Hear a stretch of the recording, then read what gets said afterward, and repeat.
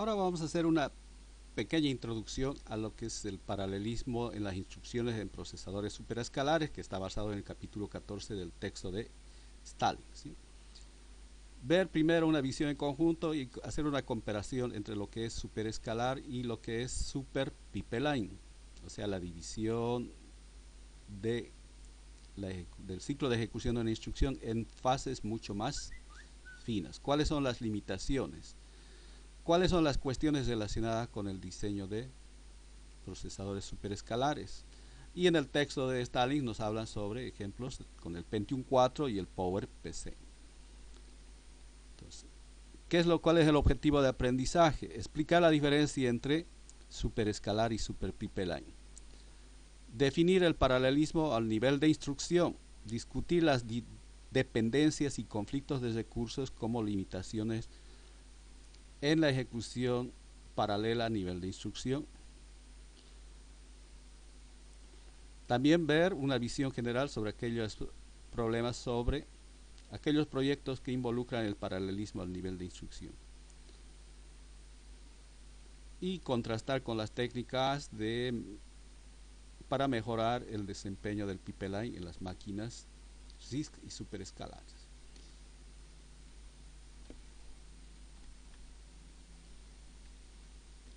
¿Cuáles son los puntos clave que debemos recordar? ¿Sí? Primero, que un procesador superescalar es aquel que utiliza múltiples cauces de instrucciones independientes entre sí. Cada uno de estos cauces consta de múltiples etapas, de modo que pueden trabajar sobre varias instrucciones a la vez.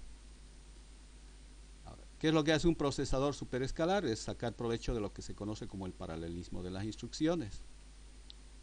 ¿Sí? Que no es nada más la referencia al grado en que las instrucciones de nuestro programa pueden ejecutarse en paralelo. Ahora, un procesador superescalar lo que hace es captar varias instrucciones, a diferencia del pipeline que capta fases de instrucciones. Aquí se captan instrucciones completas en forma simultánea, y a continuación intentará encontrar las instrucciones que sean independientes entre sí y de esa forma puedan ejecutarse en paralelo sin ningún problema.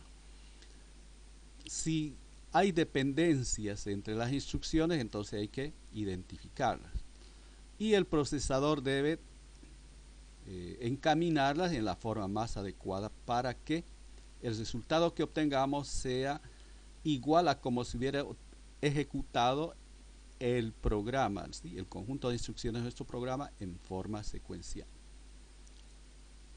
Ahora, el procesador superescalar puede eliminar alguna de las dependencias que se presenten mediante el uso de registros adicionales, a los cuales puede cambiarles el nombre de referencia. A eso se llama el renombramiento de registro. Ahora, la mayoría de las máquinas superescalares emplean los métodos tradicionales de predicción de saltos para aumentar su rendimiento. Eso significa que las máquinas superescalares se apoyan en lo que hemos visto anteriormente, en el pipeline asociado con sus problemas.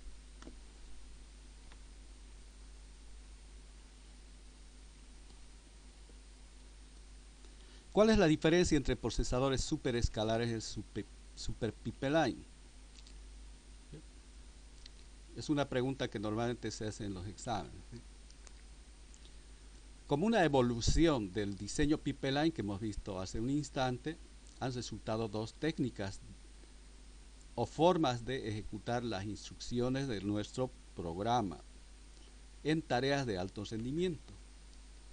Los diseños super pipeline no es nada más que dividir las fases de ejecución de nuestras instrucciones en segmentos mucho más pequeños, de tal forma que esos segmentos prácticamente tengan o demoren la misma cantidad de tiempo en la ejecución de sus tareas y estas puedan ser ejecutados en paralelo. Por lo tanto, se eleva el grado de paralelismo y obviamente se incrementará la velocidad.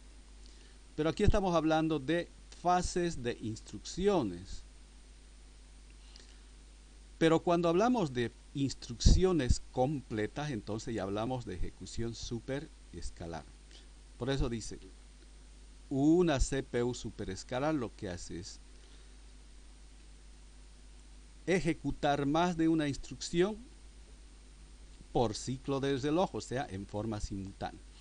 Eso significa que tenemos que replicar alguna de los elementos o componentes de nuestro procesador como unidades aritméticas y lógicas, CPU, etc. Por lo tanto, se pueden extraer instrucciones de la memoria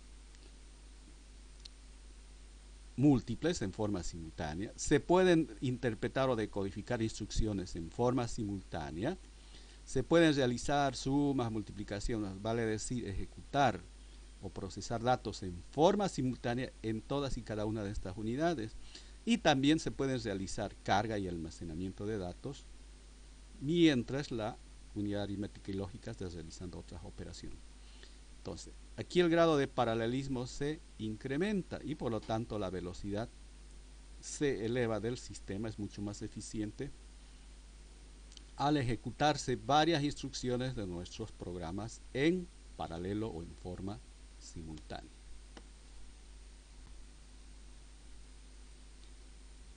Entonces, aquí tenemos un diagrama entonces donde vemos, ¿sí?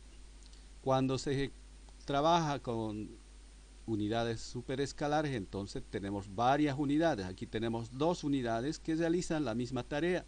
Tienen sus propios bancos de registros de números enteros, otro banco de registro para como flotante, etc. Y las unidades funcionales de estos procesadores también trabajan en pipeline, o sea, unidades funcionales segmentadas. Y pueden o no entrar al mismo espacio de memoria. Aquí asumimos que acceden al mismo espacio de memoria. Y aquí gráficamente vemos la diferencia entre pipeline, super pipeline y superescalar. El pipeline significa la ejecución de fases de instrucción en forma simultánea, lo que vimos anteriormente. El super pipeline lo que hace es dividir cada una de las fases en subfases, entonces hay más subfases que se pueden ejecutar en forma paralela, pero básicamente sigue siendo un pipeline pero con más fases.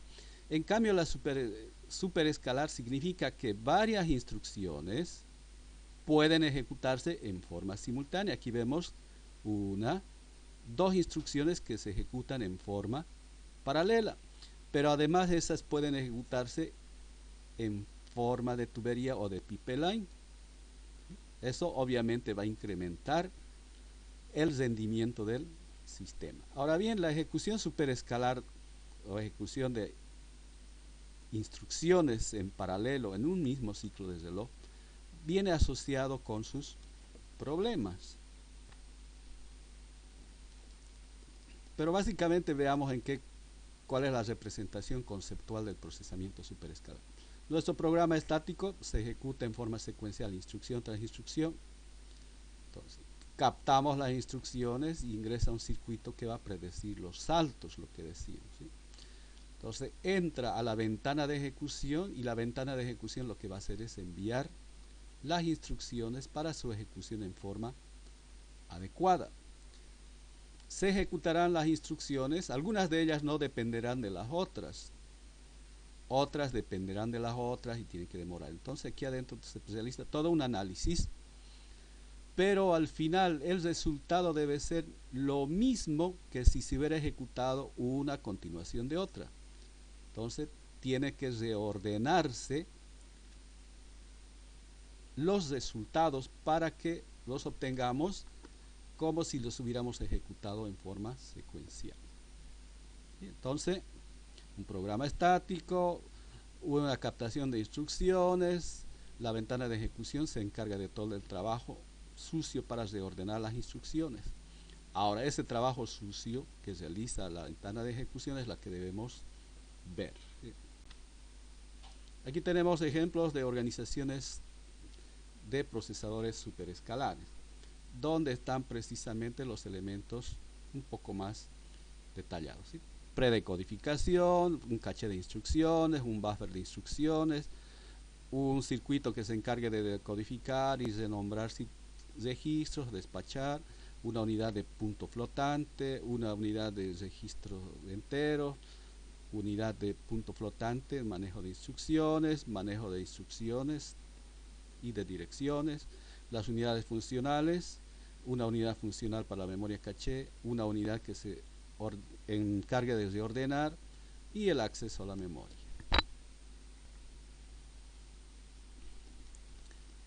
Aquí tenemos la implementación superescalar del AMD K5, ¿sí? Tenemos decodificación, el caché de instrucciones, la cola de bytes de instrucciones, el que se encarga de traducir y despachar las instrucciones, un registro de archivo, las estaciones de reservación, las unidades funcionales de manejo de memoria caché, el buffer que se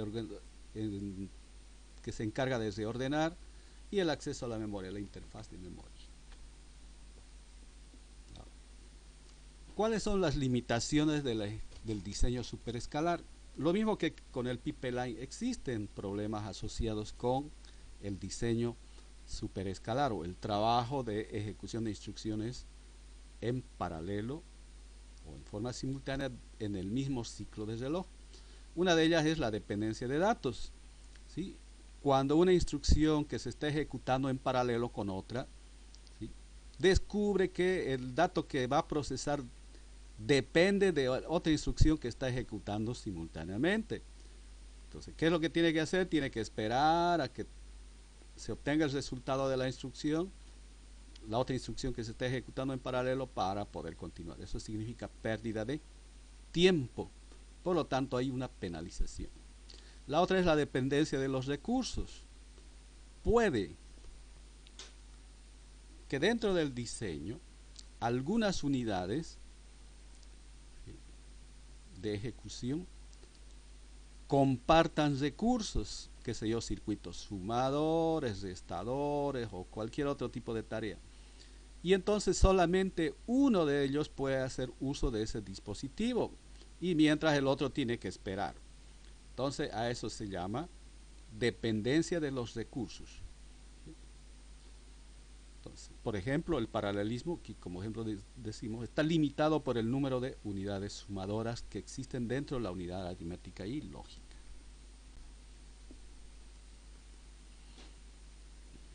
Aquí tenemos una comparación entre las diversas aproximaciones, ¿sí? Tenemos 4 fases. Fase de búsqueda, de codificación y ejecución. Cuando no existe ninguna dependencia, entonces hacemos una ejecución en forma secuencial. Cuando hay dependencia de datos, significa que una de las instrucciones depende del resultado del otro. Dependencia relativa del procedimiento, ¿sí? Cuando existe ramificación o salto condicional. Y cuando la otra es cuando existe un conflicto en los recursos. Entonces no se olviden de estas 4 problemas asociados con el uso de la ejecución superescalar. Eso se llama el efecto de las dependencias. Entonces una pregunta posible sería: ¿cuáles son los tipos de efectos de la dependencia en la ejecución de instrucciones? Tenemos fase de codificación, inicialmente fase de captación, de codificación y ejecución.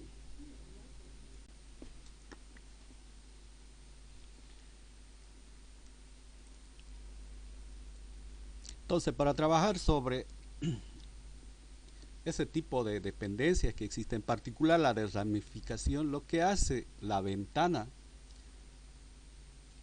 ¿sí?, el circuito de la ventana, es establecer una política de emisión. Ahora existen 3 políticas de emisión de instrucciones durante la ejecución de instrucciones. Primero, la emisión en orden y ejecución en orden. Las instrucciones ingresan a la ventana en forma ordenada y salen en forma ordenada. Es la forma normal en la que se ejecuta un programa y no hay ninguna mejora. Por eso se dice que es el método más simple. Si queremos optimizar la ejecución, entonces vamos a la emisión en orden, el ingreso de instrucciones en orden, pero dentro de la ventana se modifica de tal forma que su ejecución sea fuera de orden, pero a la salida se obtenga resultados tal como si se hubiera ejecutado la secuencia de instrucciones en forma secuencial. Y la forma más eficiente es cuando antes de ingresar a la ventana, se reordenan las instrucciones en la emisión, luego se ejecuta fuera de orden dentro de la ventana y finalmente se entregan los resultados nuevamente como si se hubiera ejecutado en forma secuencial las instrucciones de nuestro programa. Aquí aparece el concepto de antidependencia, que es una pregunta que está en su trabajo de investigación. Gráficamente aquí tenemos tres políticas de emisión de instrucciones: emisión en orden y finalización en orden, emisión en orden y finalización desordenada, y finalmente emisión desordenada y finalización desordenada. En todos los casos, los resultados son en una secuencia de tal como si se hubieran ejecutado las instrucciones del programa en forma secuencial.